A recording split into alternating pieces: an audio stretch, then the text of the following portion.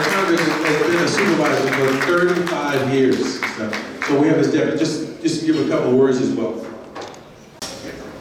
All I can say is this: I've been working with Mike for 9 years now. I was in his field office in the northern part of the district. Came on board 2 months ago, 3 months now, to replace Mike Econo, who was with him for 12 years. Big shoes to fill. And Jennifer Brogan was my partner for a little bit, and now she has moved on, so I'm all by myself. I will say this: in the 9 years that I've worked for Mike, I don't know if I've ever seen him that excited over a award. Coalition went above and beyond. He was humbled by it, and he was elated at the same time. And the days following that little ceremony, he told everybody within earshot about it. He was really, really happy. So thank you for that and all the work that you guys do. Rock, and we're in sustainability. So those rocks come from a huge, large rock, and the artist is about 85 years old, and he takes it and he cuts them with a diamond saw. Each one of them are handmade, and he paints them and stuff. Now the award we gave supervisor, most incredible award that you see. I'll try to post it and let you see. He was blown away. It was just an outstanding award. But anyway, these awards are really like art pieces. So whoever receives the speakers should be very careful because they are rocks. That's occurred in Los Angeles County. That's incredible. And it's going to be even more incredible what's upcoming in the next few years and stuff.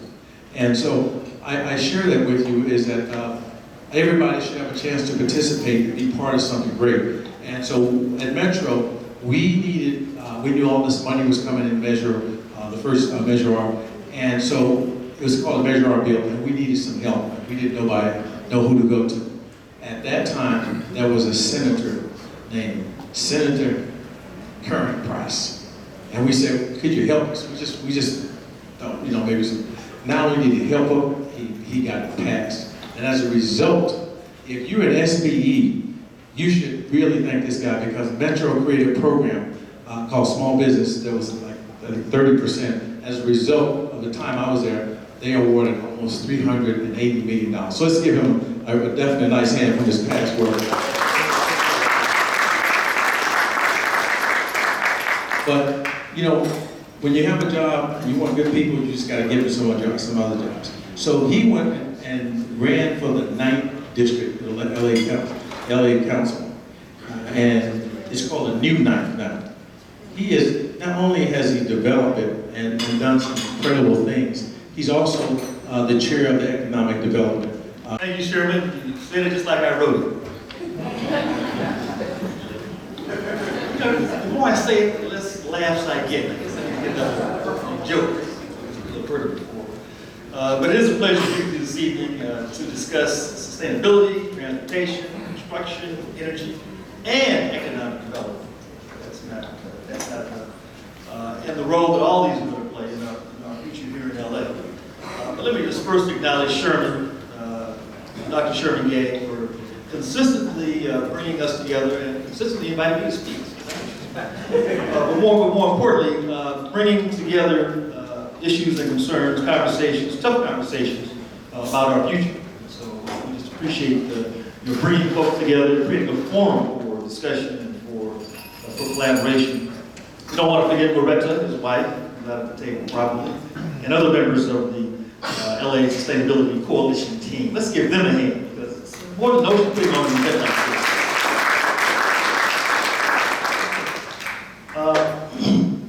As you know, we are currently in a period of unprecedented growth here in Los Angeles. So I'm excited, I'm proud to be a council member in District 9 and to chair the Economic Development Committee. Just to refresh your memory, District 9, some of you may know, covers LA Live, Convention Center, USC, Expo Park, Coliseum, and the soccer stadium, and south to about 95th Street between Normandy and Alameda. So it's an area that we call the new night because the geography has changed, the previous district boundaries, but also because there's a new spirit of involvement, engagement, collaboration, cooperation, willingness to try to get some things done. In the 9th District, for example, the new Bank of California Stadium, where the LA Football Club is going to play, is going to be LEED Gold certified. And and they're going to be relying heavily on transit, the expo line specifically, getting people to and from the games. About recently opened affordable housing projects. We have LEED certified, platinum certified projects on Broadway. We're encouraging density and large-scale projects along the Blue Line. Matter of fact, the Reef is going to be an exciting project. Hotel, office, hotel condos, commercial space, 2,500 bike racks, bike stalls, showers, lockers, a real mobility hub on Washington Boulevard. And of course, the convention center, we are in the process of discussing the renovation project there, and it's going to be gold certified. And we're excited about the role it's going to play. So as a council person and as the chair of economic development, I'm keenly involved and concerned about how development looks in our community and how we make sure that all parts of the community benefit from it. All the boats should be riders, not just some. In terms of sustainability, within the last few years, we've witnessed the rise of ride-share companies, the expansion of the metro rail lines, the bike share program. You'll soon be able to get a car parked on a street near you and pay for the car with an app, unlocking the doors and driveways as you move in. Or perhaps you use an app to call for a car that's going to drive itself to your door. That's kind of an interesting concept. But the future's here, the future's now. Many young people are envisioning a future where they won't have a car. They don't want to pay for the insurance or maintenance. But they still want the convenience of personal transportation. I don't know about you, but when I was 16, I was rushing to get a driver's license. Matter of fact, I think I had one at 15 and a half. Back in the day, you could get them early. But now, kids say, cars is a hassle. It's a problem. As I said, many are envisioning a future where they won't have to pay for a car, they don't have to pay for the insurance or maintenance, a whole different lifestyle. For older folks, certainly it's going to give us a little more pause. Not just the use of technology, but possibly of losing jobs. And that's why we're here, right? To preserve, to maintain, to identify employment and job opportunities. If we can't migrate folks to new jobs, using the technologies and all these new inventions that are affordable and accessible, are you going to be worth anything? They can't be translated into real economic opportunities. If something is only being used by a small elite, that's not going to make sense. It's going to be too expensive for the provider to stay in business. So we have to figure out, how we broaden these applications, how we make them common, how we make them easy, affordable, and responsive. Recently, someone said to me that rideshare happened to Los Angeles, and that we weren't prepared for it. I don't know. I think the game is now over, and I think we're quickly learning that we've got to be adaptable and we've got to really make it. We know that freeways certainly are the land of bumper-to-bumper activity, and we can do better than that. Well, we certainly can't go back to the past, but we have to move forward, and as we do, we should do it with strategic planning and policies that are going to meet the needs of all Angelinos. And I think that's our real challenge, making sure that everyone is benefiting, everyone is taking advantage, everyone is a part of this new revolution. But that's why programs like this are so important. And again, I applaud Sherman and the Sustainability Coalition, bringing folks together, creating the conversation, creating opportunities for people to make contacts, strengthen relationships, and make new friends. All those are so very, very important. A wise man, in concluding, let me just say, a wise man once said, a speculator is a man or woman who observes the future and acts before it occurs. Someone who observes the future and acts before it occurs. So on that note, I wish everyone a happy evening, important session, and I also wish you a great future. Congratulations, keep up the good work. Thanks.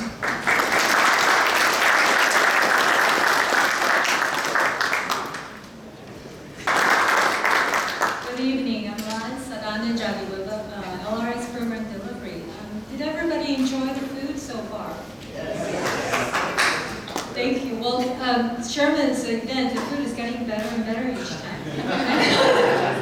Let's give Sherman and his lovely wife, Laura, a round of applause. I have to say that I had the honor of being the tour guide for Council District 9 a couple of years ago, and then I was really impressed by the combination of sustainability and redevelopment. Being a commuter to LA, we go, just come over here to work, but we really don't stop to observe what's happening around our neighborhood. And so I really encourage you to, new year, next year, to join us and then do that tour. It's very impressive. So I'm sure everybody in this room is not a stranger to funding challenges and sustainability importance. Dr. Sherman Gay, he founded the Los Angeles Sustainability Coalition with a mission to achieve Los Angeles regional sustainability by leveraging successful programs and limited resources among public agencies.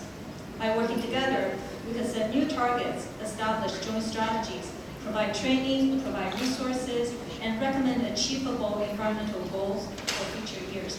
So, just by incidentally, the LASC program encompasses energy, environmental management, training, and communications, innovative solutions, cost-saving initiatives, and grants and funding sources. So we encourage all of you to participate, to get involved. And if you have any questions, please contact Dr. Sherman Gay. Thank you.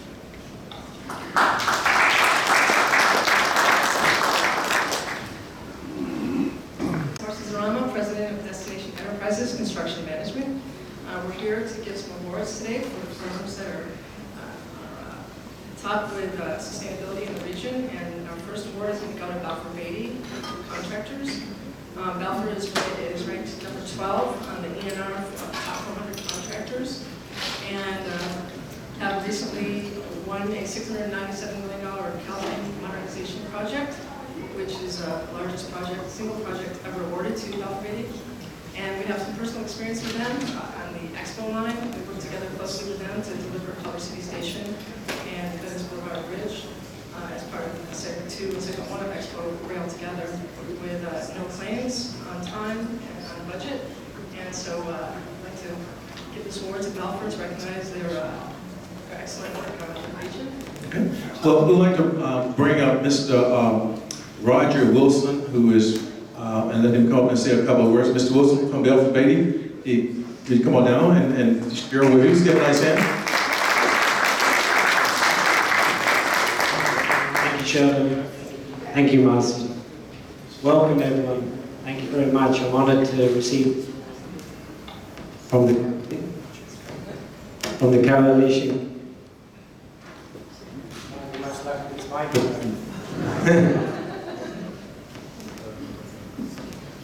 Just a little bit about myself. I'm the Vice President for Balfour Beatty Infrastructure. I run a national rail portfolio across the US. Balfour Beatty itself is a $16 billion a year company. A big part of that is here in the US, both in the infrastructure market and the vertical building market with Balfour Beatty Construction. As Marcy already mentioned, we've had some recent successes and being awarded the Caltrain electrification project, which is probably some of you are aware is the first phase of the high-speed rail into San Francisco, so a really important project. We also are and still are a big part of the Eagle P3 project in Denver. Rick Clark and Phil Washington were before they came to LA. We're really excited that we've got 2 of the 3 lines open already this year, and the 3rd line is going to open later this year. We also have 2 other projects in North Metro and the Southeast Extension, Light Rail Extension in Denver, so very active in that area. Here in Los Angeles, very busy too. Port Long Beach, we're just working on a project there, finishing up later this year. As Marcy mentioned, we've worked on Expo 1 on the track side of things. We also worked on Expo 2 for delivering all the substations for that project. Sustainability, very, very important to us and a key part of our business ethics and delivery. As an example of that, I heard Councilman mention about LEED certification, where we delivered a 260,000 square foot maintenance facility in the Denver B3 project to gold LEED standards. And I think it's the envy of most of the transit agencies around the country. If you ever get a chance to see that facility, it's pretty impressive. Because we're going to be running that system for the next 29 years. So again, thank you very much to the Coalition Committee for inviting us here today. Thank you, Sean. All right, let's take a picture with you. Let's give a nice hand.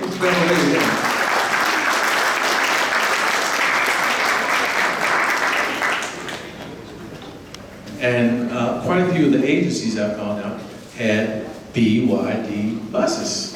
And I was like, oh, I'm impressed. So they are being incorporated in Los Angeles County. So after I talked to a couple of people, and they said that they were obviously making a big difference in the impact in Los Angeles County. So we go and try to find companies that are impacting Los Angeles County. And so we found that BYD is obviously making an impact in sustainability. So we have honored to present to them this year the 2016 Electric Bus of the Year Award. So BYD, would you please come forward?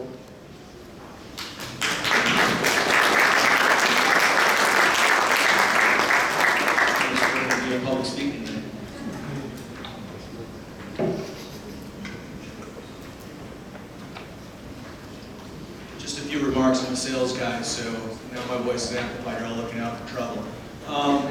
BYD is excited to be part of this community. It's more than just building electric buses, it's building dreams. That's what BYD stands for, is build your dreams. We're building dreams for now over 300 employees here in LA County, starting from a handful of employees just 3 years ago. We're in the process of expanding our facility out in Lancaster where we build our buses.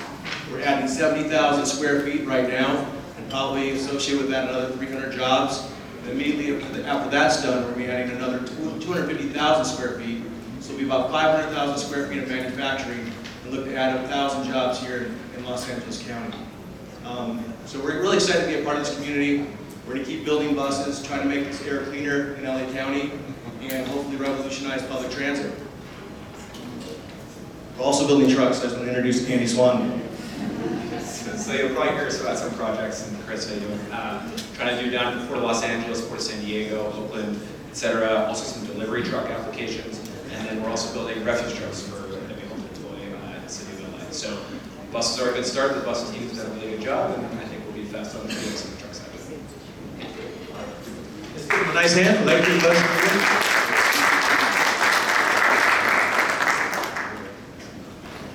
Have done a lot of good work on behalf of the small business community.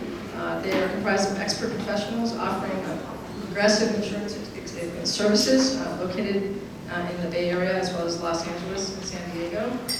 They provide commercial property and casualty brokerage services, and again, they help thousands of small businesses in the public sector, participate in the public sector. So in that regard, we'd like to give you guys an award for your small business contributions. Let's give them a nice hand.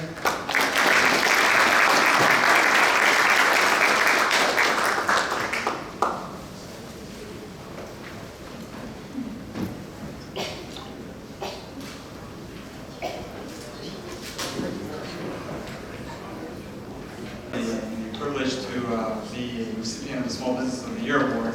Thank you very much to the Los Angeles Sustainability Coalition. And we're actually accepting this award on behalf of our President and CEO, Ingrid Merriweather, who couldn't be here tonight.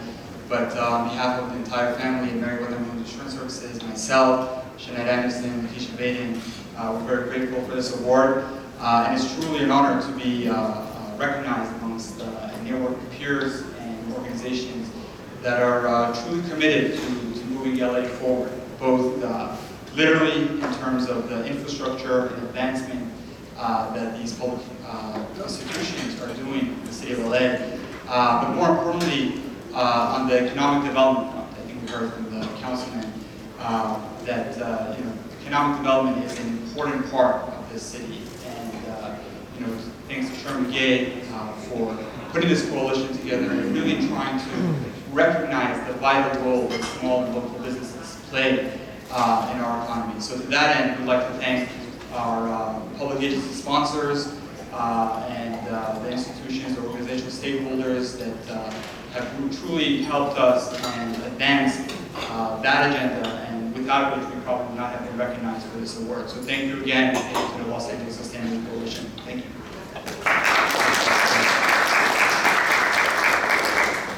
So, I'm the Southern California Regional Director for the California High-Speed Rail Authority.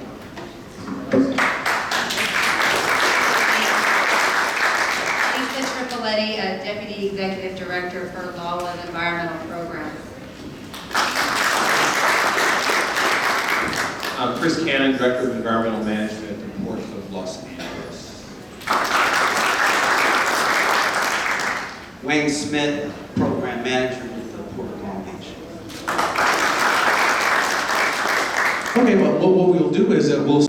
Hi, good evening. And I'd like to thank Sherman for putting together these really wonderful events that he's been holding over the course of the last several years, really filling a gap, I think, in what's going on in Southern California in terms of really connecting those dots for sustainability and everything that we're doing.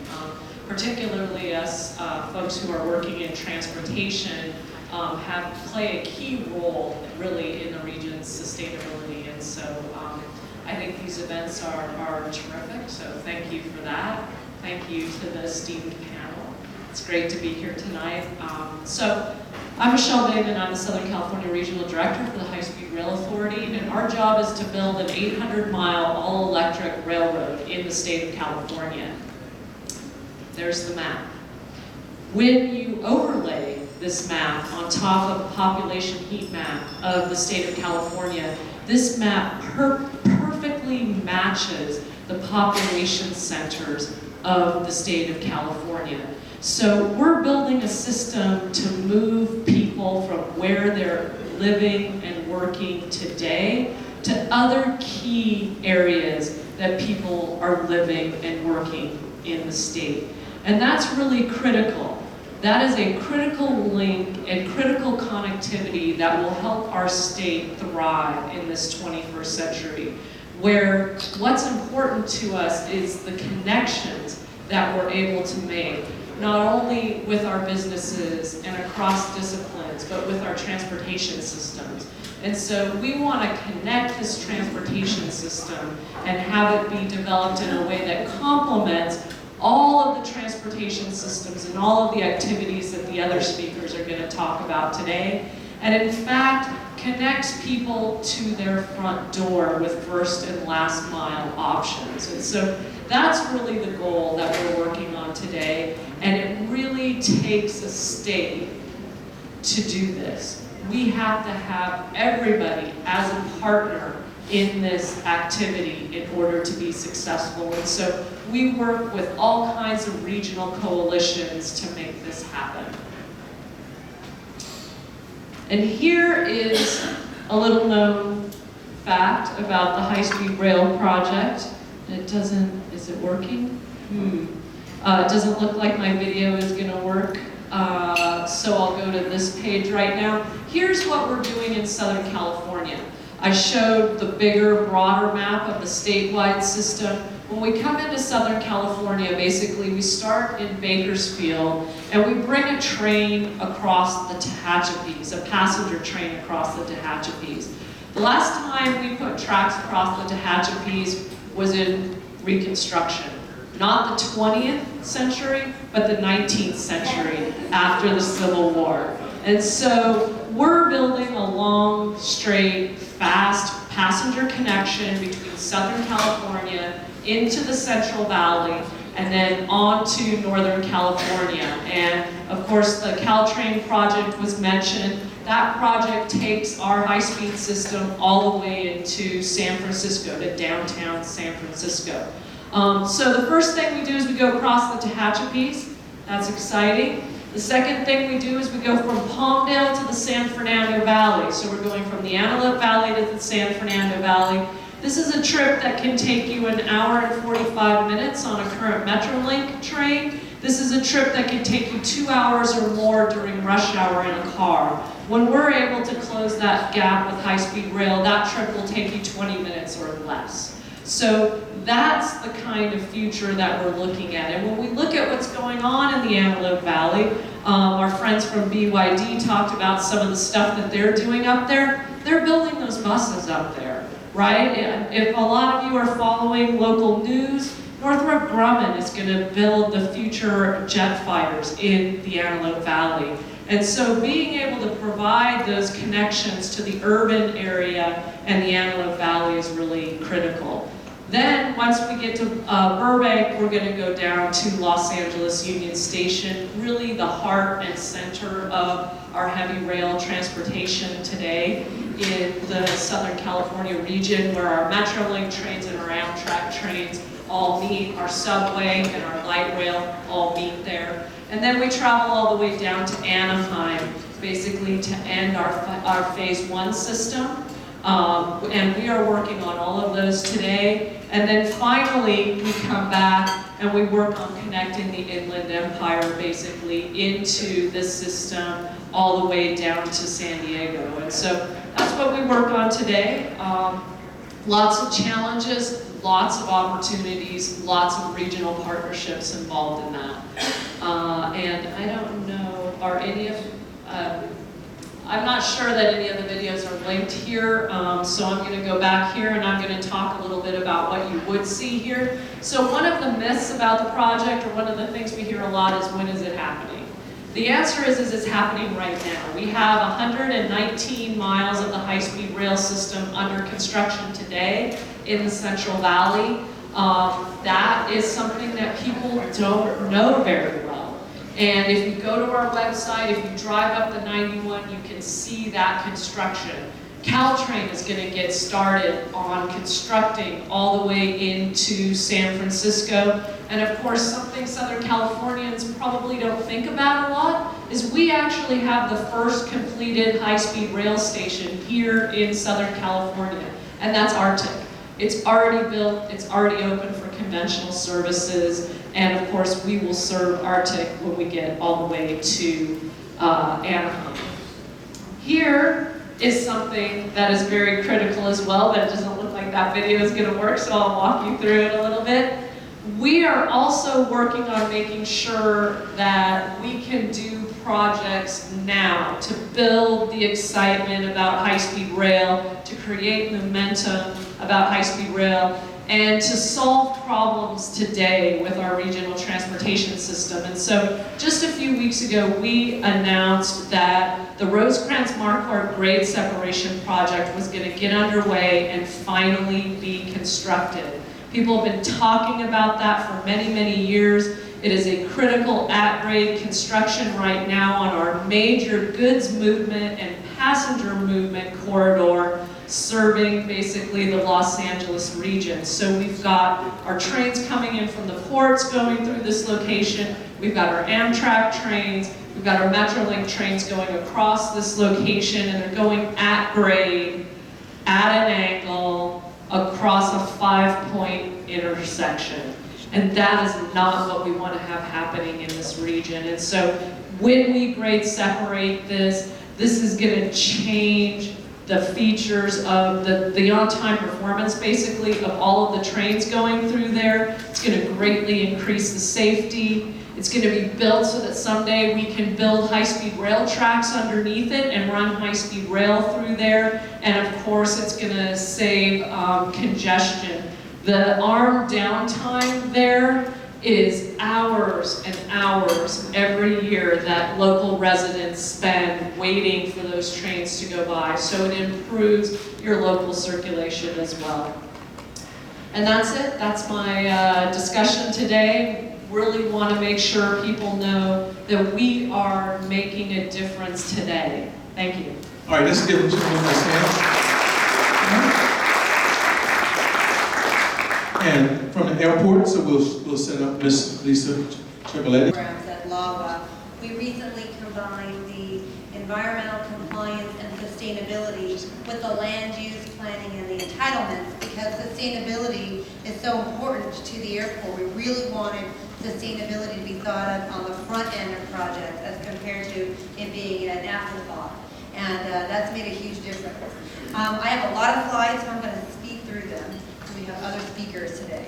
But I think people are familiar with the fact that the airport is at an all-time high with passenger activity level. Anybody who's been there recently knows how difficult it is to get in and out. It's not a good experience. I know my family calls me and complains all day long. You have traffic, stuck inside the central terminal area, and traffic also spilling out onto the highways and the local street network. So we have to solve for it. And our airport is slated to grow.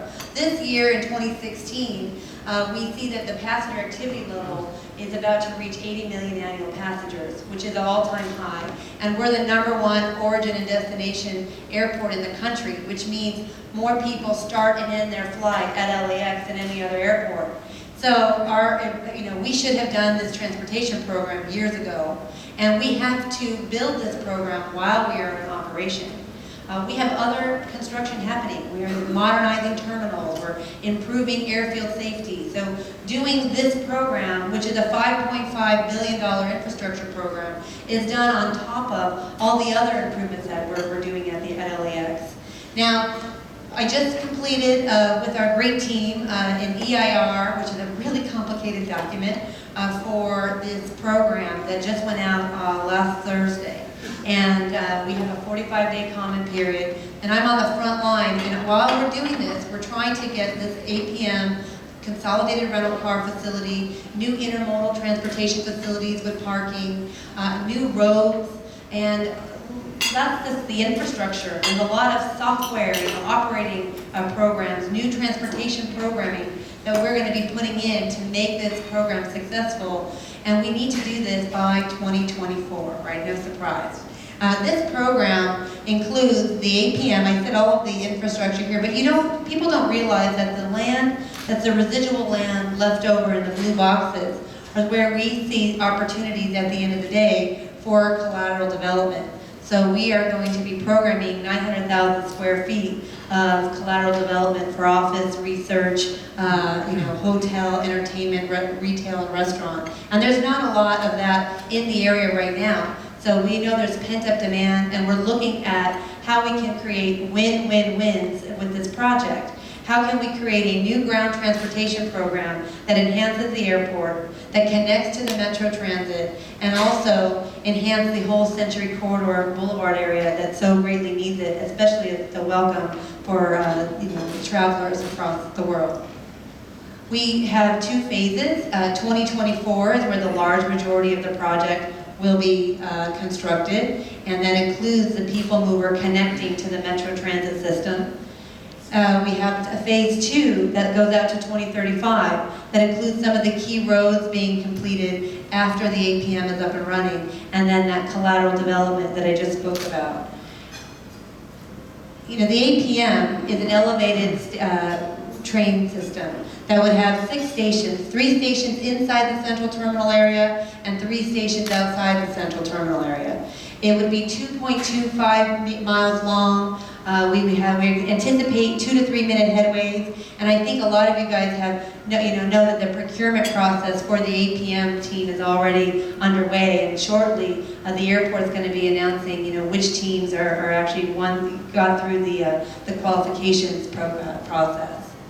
I think that it's important to know that the APM does have a proximity to the iconic theme building and that 1961, control tower. So it's my charge in the sustainability and environmental hat is to make sure that the structure really doesn't obscure the view, and if it did, to what extent can we incorporate the design from the theme build from the mid-century modern era, and how can we mitigate any significant impact given that it's a historic building, whether people realize it or not. So that's one of the things that we had the APM. We looked at how we could incorporate design guidelines and design requirements. And so I think early on people saw images of the station sort of having that clamshell roof looking a little bit more like the Tom Bradley International Terminal. But when we took a step back to understand, how should this whole airport be integrated in design so that we really respect the theme building and the other iconic structures, you'll see that with the EIR, we also released a set of design guidelines that not only talked about the aesthetic aspects, but also looked at all these sustainability requirements. I'll share with you now. The rental car, just by having a consolidated rental car, which is a large structure near the 405 and the 105, you will see that the airport will eliminate 20% of the shuttles out from the central terminal area. And that is a huge improvement on the air quality and the traffic congestion relief. And again, we're looking at how we can take the design and scale it so that it also, has the inside, the central terminal area structures actually mirror what we're going to be doing outside, so that when you get to one of these facilities, you automatically feel you're in an airport facility, and we have a new front door. We have a lot of parking as part of our program. We know that people are still going to drive to the airport, even when we make this connection to transit, and our goal is to get people out of their car, and we're looking to increase ridership. We know that people still drive to airports, and so making sure we have convenient parking with other attractive amenities is one thing that we wanted to include into the program. And so you see we're adding over 17,000 parking spaces. We're looking at how we can have these facilities achieve the highest standards in LEED and Cal Green, and also incorporate solar and EV chargers. We have, a lot of people don't realize how much roadway work we have. Not only are we going to have all those roads in yellow show existing roads, and we're going to be improving it by adding lanes and direct freeway connections to the 405 and the 105. So we've been working pretty closely with LADOT and Caltrans and Metro and SCAG to make sure our roadway network serves our purposes and gets folks directly into our facilities. But all those roads in green will show you that those are also a whole new set of access roads into the system. So that's included, and that's a procurement package that will be coming at a later date as well.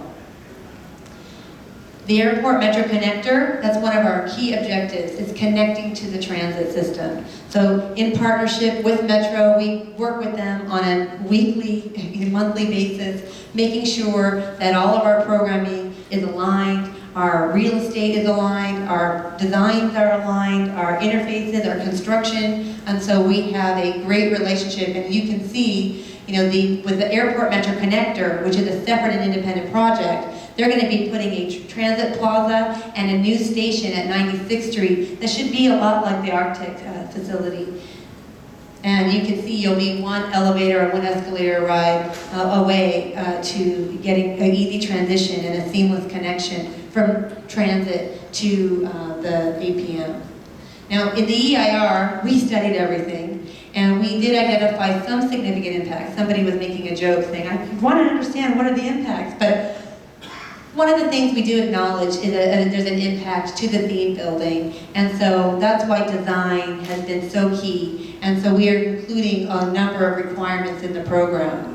In air quality, you'll see here that this program actually makes everything better, except for we do have some new localized impacts because of the new roads that we're going to be putting in, and the EIR acknowledges that. But in large part, GHG is quantifiably better. With the voluminous construction, we have no human health risk, and we do see the air quality improve around the airport. We have the cleanest construction policy. We worked with AQMD. We not only required 2010 haul trucks, we have Tier 4 equipment, and a lot of people don't realize that we have a third-party monitor that makes sure that every contract actually complies, and we have a great track record here. AQMD is proud. We've also studied 183 intersections for our traffic study, and what you see is that traffic improves in large part. We have 0 significant impacts for traffic for the phase 1, and we have only 1 significant impact at 2035, which is triggered by that 900,000 square feet of collateral development. This is a busy slide, but what you see with all the green dots are where all the intersections get better because of this program. And the one location where we can improve is one where we're going to work to mitigate. We have, again, requirements for sustainability as part of our program. We know that the without even trying now, we can achieve LEED silver. We're going to have solar, EV charging. We're going to use recycled water for our Conrail facility. Every single one of the facilities has a sustainability requirement, so for those that are on the procurement team, you should really look at the design guidelines. And we are off and running, so we are having, we got the procurement underway for the APM, and the environmental has a pretty aggressive schedule. We've got to get through the CEQA, and we're also working with FAA to make this happen, and it's been an awesome experience, so thank you.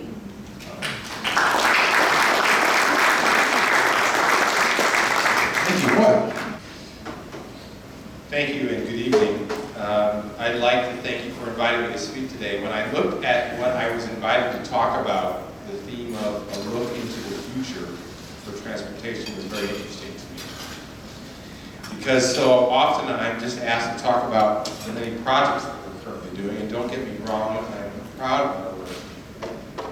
But in order to give our work direction and purpose, we have to have a vision of where we think this movement needs to go in the coming years. So tonight, I'm honored to share with you my vision. And make no mistake, these are important times. As an environmental professional, I must tell you that we, the citizens of planet Earth, face some very important decisions right now that will shape the world forever. And we face those challenges together as a collective community because the consequences of inaction will be global in scope. The world we live in today is very different from the one we grew up in as children. Never, now as before, life around the globe is inextricably connected. Advances in transportation and technology mean that we are all part of each other's lives in ways we've never been before. For example, in the 1930s, long before all of us were even born, it took 8 days for 11 people squeezed into a small aircraft to travel from London to Bangkok. Today, the trip going to China from here in Los Angeles is just about 12 hours, and once we get there, we have opportunities to move to many different places within China, and with a variety of different modes of transportation at disposal. But the differences in this world don't end with transportation. Today, economic changes and political concepts, conflicts on one continent can immediately have consequences on another. And those consequences can be watched on television in real time, just as while they are felt by all of us around the world. In fact, just this weekend I watched with horror reports about stabbings in Minnesota, the place where I was born. And even though it was nearly 2,000 miles away, I immediately began to wonder whether something like that would confront my family and friends here. But most important are the changes in the world we live in right now have to do with weather. Most of us have seen in our lifetimes changes in weather that are having a profound effect on the entire globe. Did you know that July of this year was actually the warmest July in the history of the recorded time? Have you noticed that at least once a week now we read about some kind of dramatic weather occurring somewhere in the globe? Today, in fact, if you go on the web, you can read about Typhoon Malakas that will hit Japan. Of course, typhoons and storms happen, but this is nothing new, but it seems that words like largest ever recorded or impacts that could have devastating consequences are descriptions that are now commonplace as we monitor international weather developments from our homes. It is with these regular reports telling us of ongoing profound weather impacts that we must realize that climate change is now the single most important environmental crisis facing the world. And make no mistake, with the specter of global climate change staring us in the face and advancing levels of other forms of pollution that do not recognize national boundaries, we must realize that, like other things in this interconnected world, our actions in the goods movement industry will contribute to environmental impacts around the world. And for this reason, we must challenge ourselves to find new ways to reduce environmental impacts associated with our work. So how can we do that? At the Port of Los Angeles, we must continue to find new ways to be more efficient, because every time we sort or otherwise touch a piece of cargo, we consume fuel and natural resources and contribute to an ever-growing carbon footprint. Did you know that some pieces of cargo at the Port of Los Angeles must be sorted and handled up to 7 times before they are eventually moved off a terminal? We must do better than this. If you think about ships and the original model of the way shipping worked, imagine a bowl of M&Ms, all different colors. Those colors are all the different pieces of cargo that are coming from the various cargo owners. You take the bowl of M&Ms, you dump it out on the table, and so now you got all these colors everywhere. So the first thing you need to do is to try to organize the blues and the reds and the browns and the yellows before you can then sort them out and give them to cargo owners. Well, in fact, that was okay when you just had a few boxes, but now the ships that are 20,000 TEUs, that's 10,000 boxes dumped out on a terminal floor. And they're all mixed up like those M&Ms. So it takes a lot of time to sort them, just to organize those boxes. So one of the things that we've talked about are something that seems sort of, why didn't we think of it? Somebody think about this a long time ago? Organize them when you load them. So block storage, when they're loaded in China. Duh, it makes a lot of sense, but nobody thought of that. Another thing is to organize them as you unload them, so that once if they're organized as you unload or load them, then you can put them in strategic places around the terminal. Again, sounds obvious, but nobody ever did that, and it was mainly because they just never had to. And then reduction of dwell times by free-flowing cargo off the terminal. It's kind of like when you go to the airport, and Lisa will appreciate this. You can't call your favorite truck, taxi cab company to pick you up. You got to go to the taxi stand, and the taxis are lined up, and they got to take you one at a time, and they can't pick and choose who they take. Well, if you did that with cargo at a port, where all the trucks just lined up and they just took the first box that came, you would unload the boxes and get them off the terminal faster. And getting them off the terminal faster is important because the next big ship is on its way. But these efficiencies must go beyond ship movements and terminal operations. We must also be efficient with how we move goods the rest of the way on. And that's at the various links of the goods movement chain, whether they're by truck or train or ships. Communities along the route to market, as we've said, impacts in those communities not only affect those people, but they affect broader things around across the globe. So there are plans now for creative drayage and deployment IT, so that drivers can figure out where they're going. It's kind of like Uber. I took Uber this weekend. This last week, I had to go to Sacramento on a trip, and so I Ubered my way from the airport to the Air Resources Board. The standard trip by taxi from the air to the Air Resources Board is $35. You probably know this, it does it all the time. What does it cost on Uber? $14.85. Why is it so much cheaper? It's the setup. They don't have to have all the licensing. They don't have the independent contractors. It's all the various things that taxis do. You just simplify that. They can go faster, they can go cheaper, they can provide just as good a service, if not better. And there's a way to do that in the drayage world as well. And they're trying to coordinate that kind of IT. Real-time road conditions, again, sounds obvious, right? Wouldn't you just do Google Maps and figure out how to do this? Well, yes, but a better version of Google Maps includes all the goods movement pieces of the puzzle that are included, so it allows you to coordinate your day. The people who are the best at this right now are UPS. They actually are so good, they plan every single turn, movement of every single vehicle all day long. And they do it to minimize gasoline, fuel use, and energy. And they're very, very good at it. And this is the kind of thing that you could do with goods movement.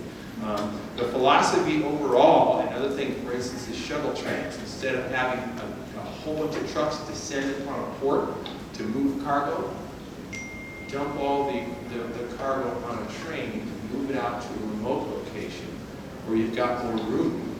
Then sort the cargo out there and have zero emissions trucks. Our BYD friends would enjoy that. Go back and forth to goods movement locations because those are all out in the Inland Empire. Again, sounds simple, right? But this kind of planning and thinking has not been done for a while. The philosophy is the same as we do here in the cities. Move people off of the roads and get them onto mass transit. The same is true for cargo. And as we are getting more efficient with our transportation, we must simultaneously look to find cleaner equipment, burns cleaner fuel for each link in the goods movement chain. And we must begin to reduce our dependence upon combustion-based engines to run our operations. Because even as we burn cleaner and cleaner fuel, we contribute to an ever-growing carbon footprint. As a consequence, we must begin to introduce electric equipment, because we, as friends at BYD here, have begun to help us do that. We're testing a lot of zero and near zero emissions equipment. We believe that duty cycle and battery technology are going to be driving factors in the development of this technology.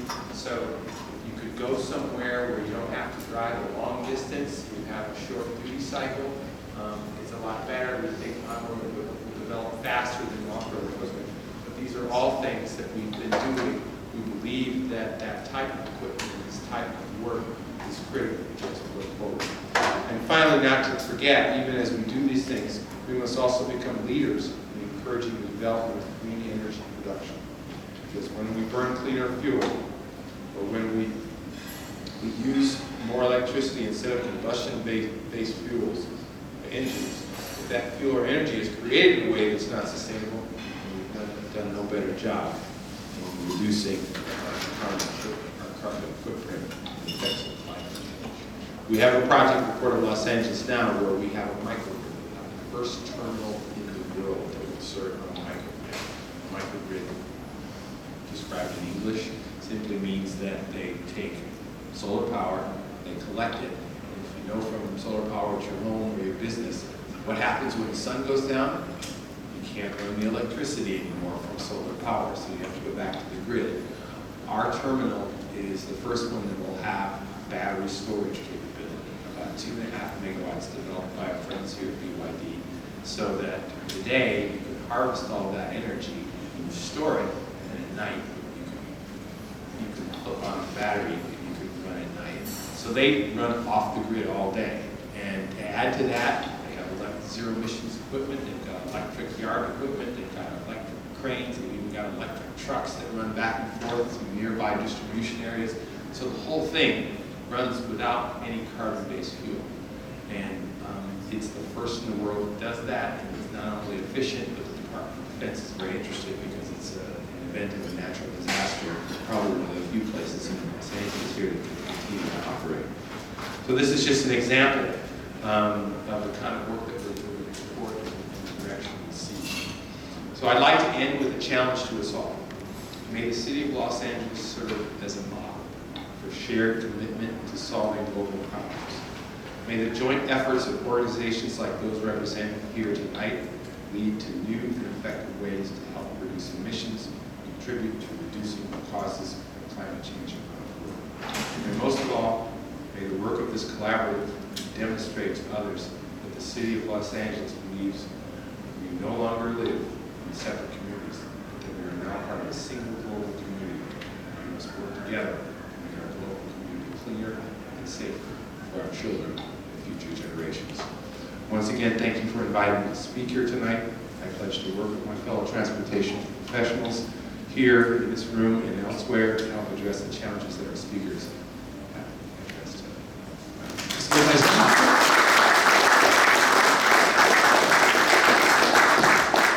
And okay, last one. And share the information that I have on Joe Desmond Bridge Replacement Project.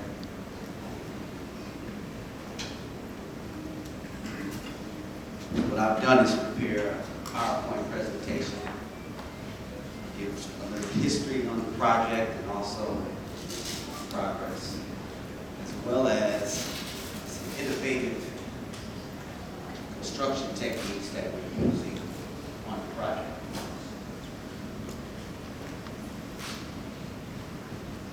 So while they're getting that together, as I stated, my name is Wayne Smith. Senior civil engineer with the board, working in their program management division assigned to the Gerald Desmond Bridge. Working as a program manager under Dwayne Canady, which I believe some of you may know.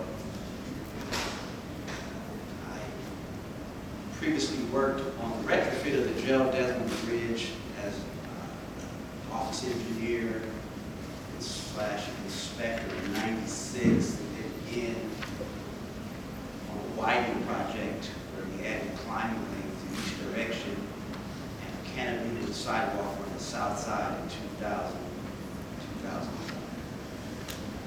And I believe this will be in that brochure that standardized program.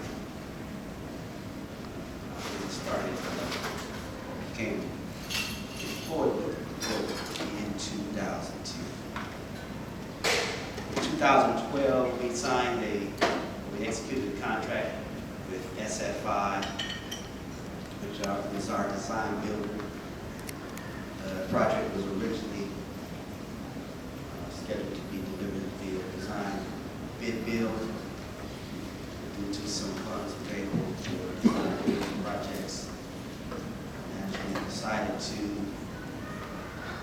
deliver the project design build method. It's good. Okay. So history on the port. We're second busiest U.S. container port by reading the portfolio we're the second busiest container port in the U.S. and by reading Mr. Cannon's bio, it seems like we're number 2 to LA. You had to read the bio to know that? Yes, I did. I'm right in San Francisco.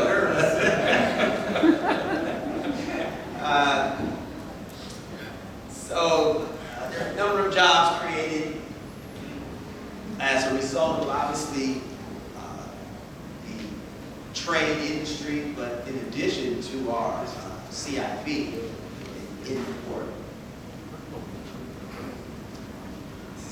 This is an actual number of jobs created and supported by the port's activity.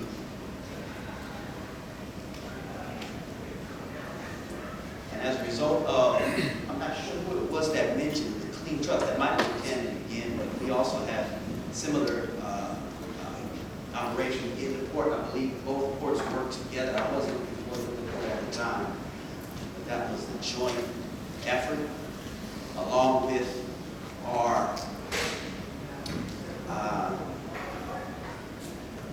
the name of this process, cold ironing.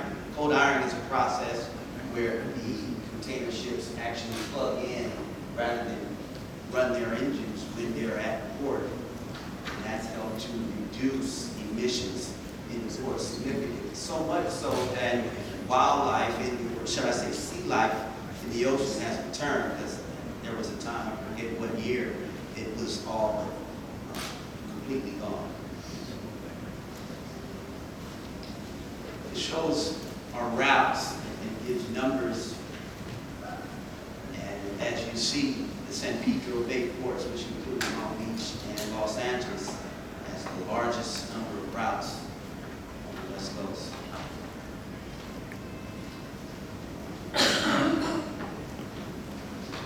Presently, there's 14,000 TEU container vessel, and the TEU is, some of you may know, and some may not, TEU is 20-foot equivalent unit.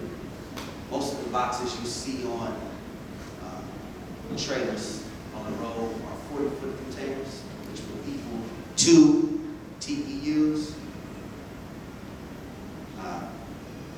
In 98, 97, some of the larger ships carry 9,000. We support a 14,000 out at Pier J. We would like to get a 14,000 in our inner harbor. The Gerald Desmond project is one of the first steps in being able to accommodate one of the larger vessels in the port. So this is a schematic showing the comparison between the Empire State Building, 14,000 TEU, and the 405 freeway. Wow. Gives you an idea of the size of one of our ships.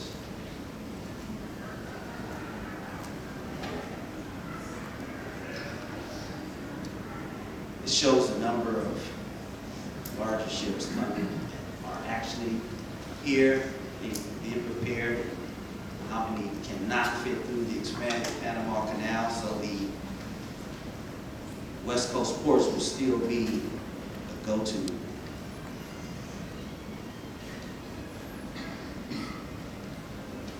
This one here is showing the ultra-large vessels that are coming and gives some dimensions.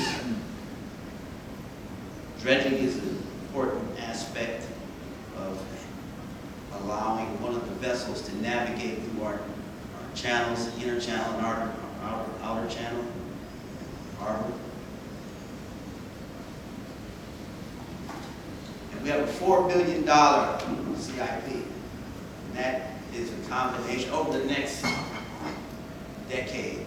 And that's a combination of the Middle Harbor program, which is a mega terminal.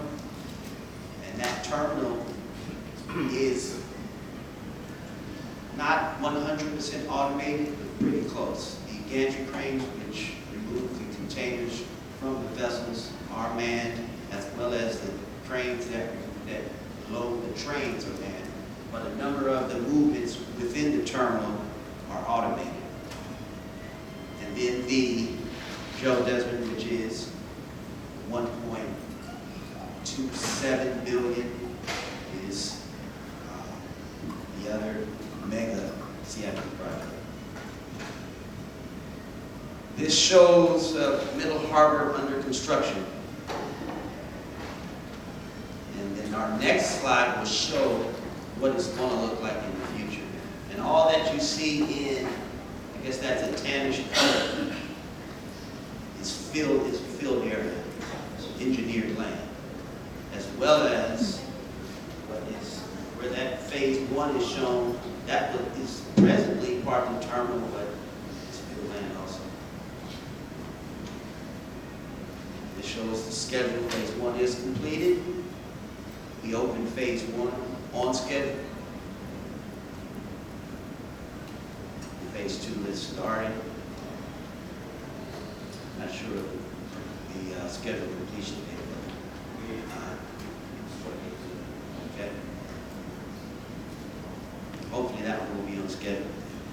This shows one of our, and I'm showing some of these slides, although this is a Joe Desmond presentation. This is interesting information for me also, but it's part of our CIP. This is one of the, I guess it's called a tractor here. It reminds me of one of the slang terms. It's called a goat in the yard. It moves these containers around to stack in the stacks in the container yard, and it is automated. And not only does it move around in the yard to place and position these cans, but these vehicles, when the batteries on them reach about 35% of their capacity, they know to go into a garage, and it goes into this garage, it's lifted by a crane, and the batteries are replaced. And the decharged batteries are taken out, and it's loaded with fully charged batteries. Here is some of the gantry cranes. Yes, these cranes are manned. And here we have this is a rendering of what the cable stay replacement for the Joe Desmond Bridge is going to look like. The towers shown here are designed to be 515 feet tall, and these are the cable stay cars I'm speaking of. And the clear air draft between the water surface and the lowest point to the underside of the roadway deck is 205 feet in comparison to the Joe Desmond's present air draft clearance of 154, depending on which type it's referenced from.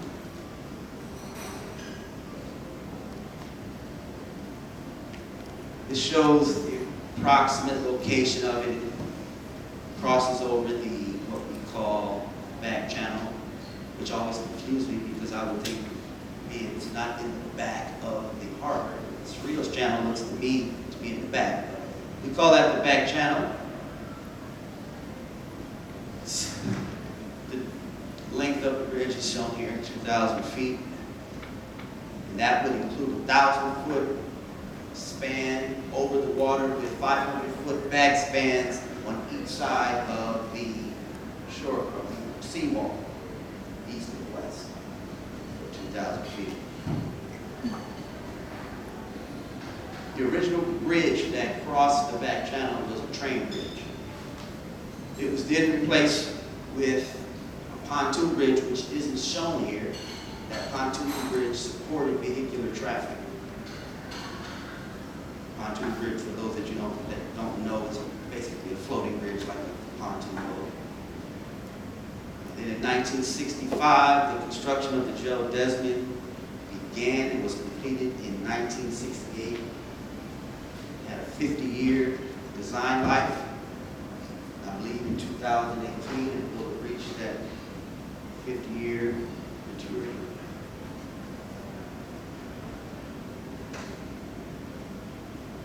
Combined with the need, as can be seen in that lower right-hand corner, combined with the need to accommodate mega vessels, the design life, as well as the fact that this bridge operates vehicular traffic at a level of service F during peak hours, the port has decided to replace the bridge.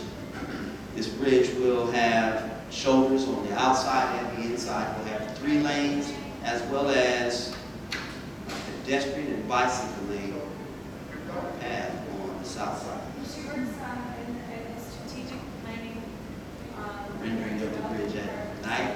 So I live about 10 miles from this site, and during the day, from a certain point where I live, I can see the existing bridge, and the highest point on that bridge is 100 or 250 feet, which would reach up to about, what should I say, I'm sorry, it's about 205 feet, which would reach right to the underside of the roadway deck.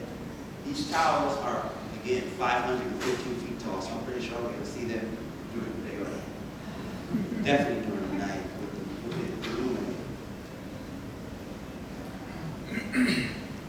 Rendering up the bridge, if you were driving on it, I watched a number of movies that were shot in Boston, and there are shots in the movie The Town, as well as The Departed, where they're on a Cable State Bridge, and it's a beautiful bridge.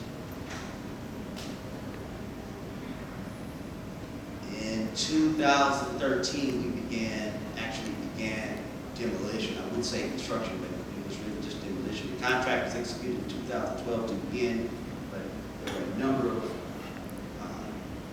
approvals that needed to be given by the state as well as the port, because we are partners in this project with the state. And the first order of operation was the demolition of the southbound connector to westbound Ocean Boulevard.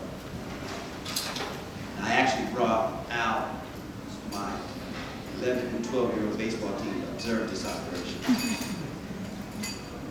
I'm pretty good with the safety perspective. Let's get pretty up close and personal. Trying to develop some new engineers. We have a number of cast-in drill hole piles that will support the bridge, ranging from 6-foot diameter, 4-foot diameter to 8-foot diameter, anywhere from 50 feet deep down to 180 feet deep.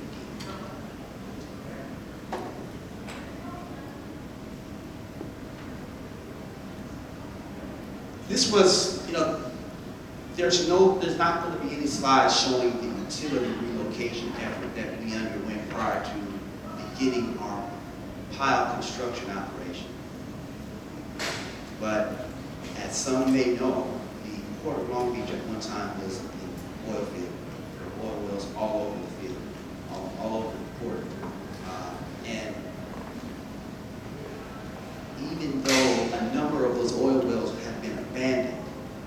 Those abandoned casings, which are the pipes that go down into the oil reservoirs, still exist, and sometimes they cut off 100 feet depending on the requirement at the time. And some time ago, requirements weren't as stringent and environmentally considerate as they are today. And as a result, when we began drilling for our piles, we hit some of those casings and realized that we had to perform an operation which we call a deep well oil abandonment procedure. As I indicated, some of these piles go down 180 feet.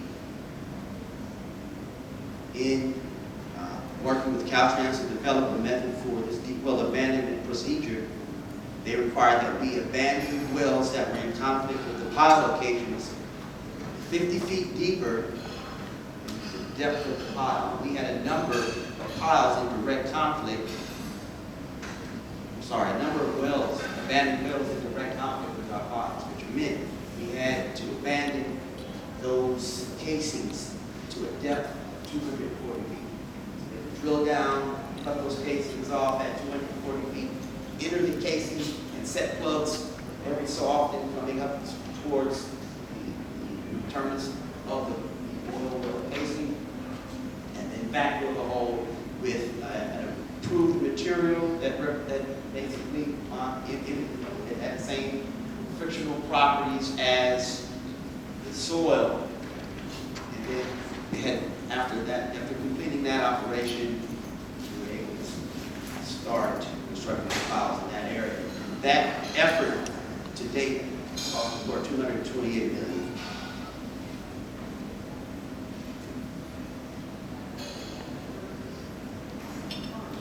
This pile cap is for the 515-foot towers. The lot that my home sits on is 50 by 75. This pile cap is 85 by 85. So it's basically a 7,200 square foot home. It's about 25 feet tall. We poured the concrete for 30 hours.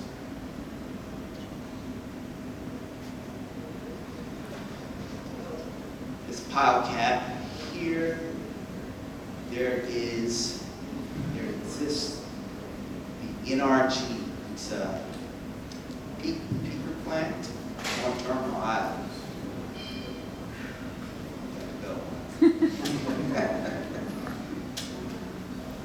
Uh-oh. Too far. Oh no. Let's skip that. So these are more support columns under construction. This is showing some of the pile caps under, a cross section of them.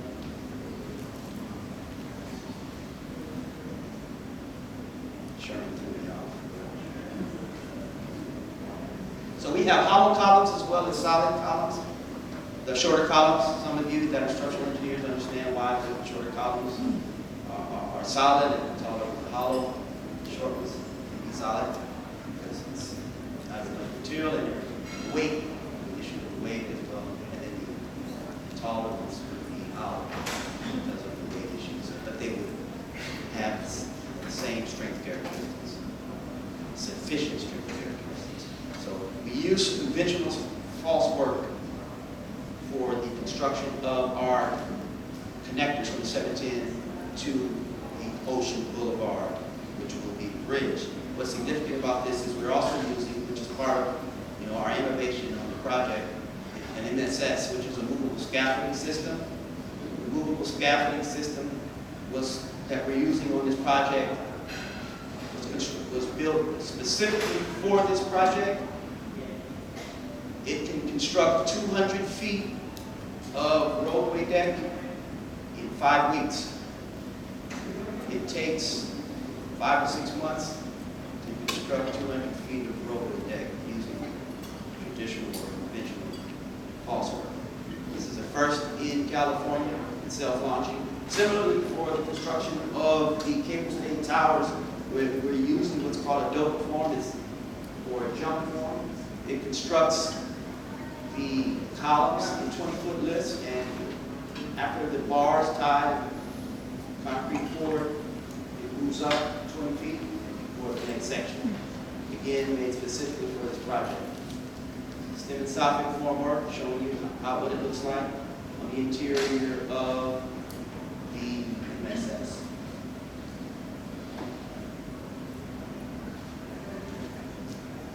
The MSS weighs 3.3 million pounds.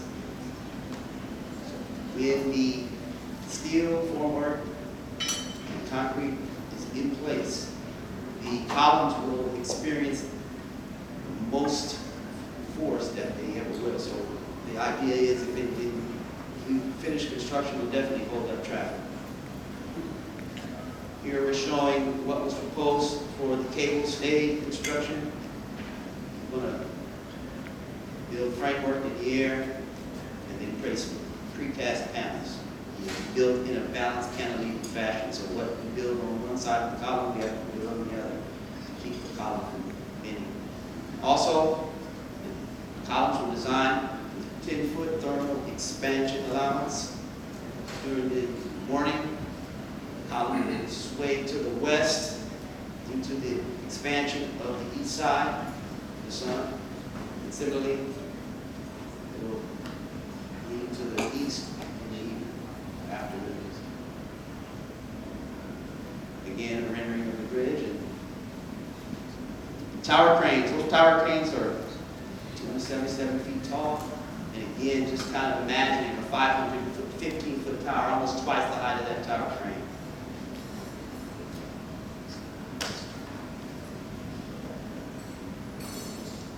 Just some more facts about the project. We do have a Buy America clause as well as a PLA. And here's some major milestones.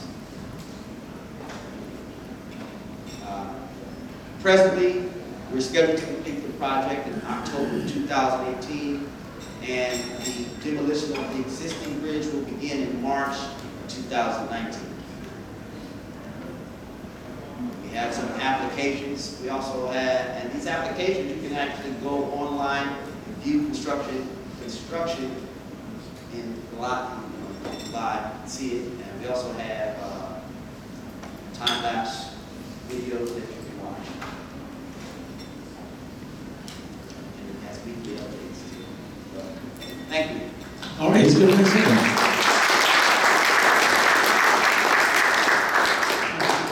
Cool. Okay. All right. This question is for Lisa. Till a few years ago, it was relatively very difficult to get to the airport, and then relatively easy to get to the terminal.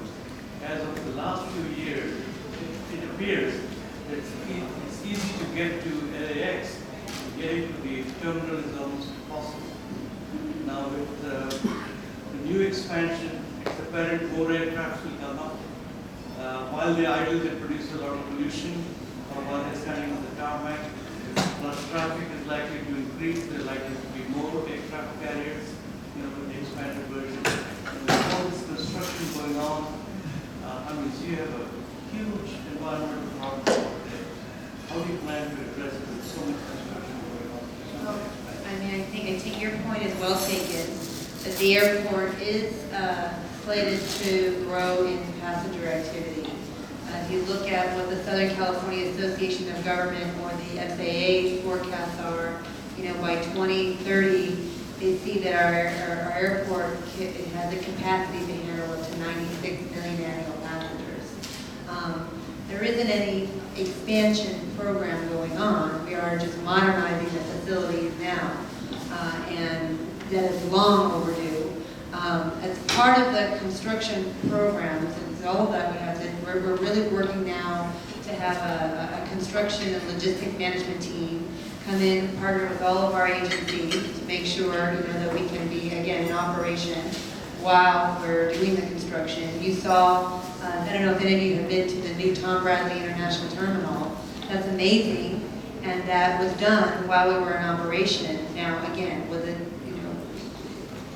everybody feels the pain of the growth, but it's incumbent upon us right away to figure out how to alleviate the trips from the central terminal area immediately. So consolidating the shuttles, single level busing, using congestion pricing, getting employees. We have over 48,000 employees that come to the airport. I don't think people realize we were able to get badge data off of 43,000 employees, and we learned that within 5 miles, you have 36% of the employees live within, Inglewood, Hoffman, and Lenox, within 5 miles.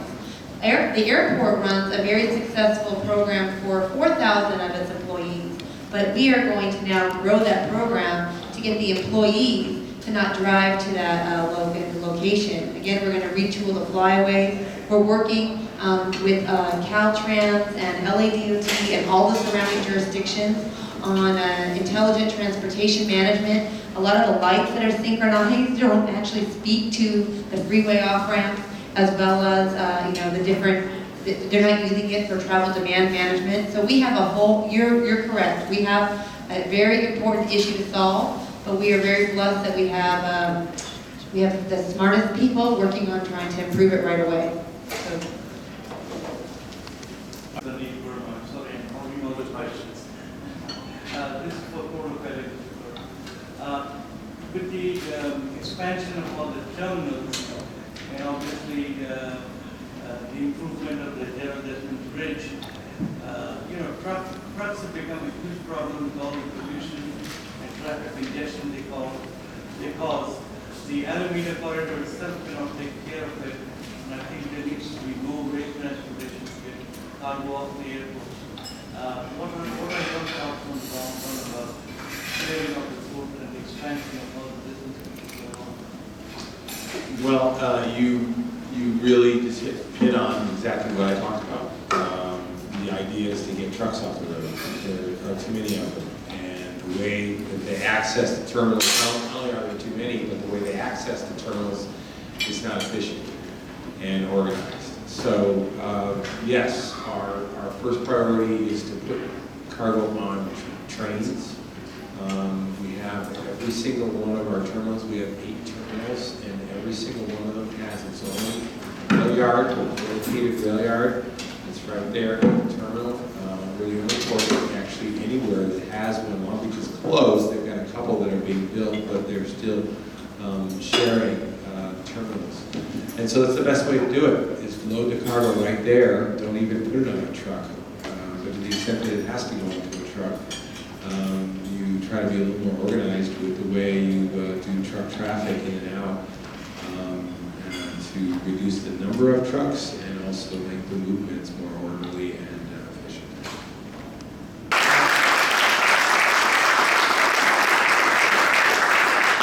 As you can see that, Los Angeles is really going to set the pace for the whole country. And we're doing some incredible things.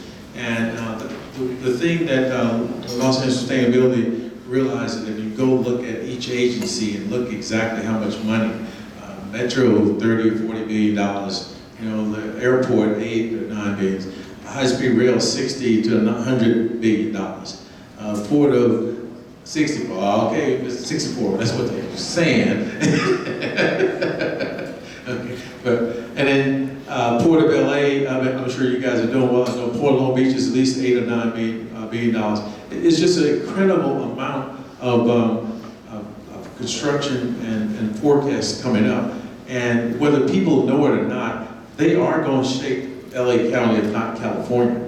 And so it's good that we bring some of this information that we can share, and people who are in the industry, Belfer Beatty and different companies, HCR, Skanska, Kleinfelder, Destination Enterprise, BYD, Stantec, OneSource, all these companies and many more are part of the industry who are looking for new and innovative ways. And one of the things is by sharing with the agencies, we can get some idea of what they want, and we can share our new technology and help improve the area. So from the Los Angeles Sustainability, we want to thank you for coming. We really appreciate your time and stuff, and we hope that we can get you in the future We tried to do a major conference in April, like we did last year, where we brought the entire transportation industry with all the key CEOs to share the vision and stuff. So we really want to try to keep this industry. We're new, but we are working with some really dynamic people and stuff. And so again, I just want to personally thank you for your time and stuff. And let me just share this before they step off. One is that all those bouquets for the ladies, you can take one home for you. And then I have a couple of prizes for y'all disappear. So if I can tell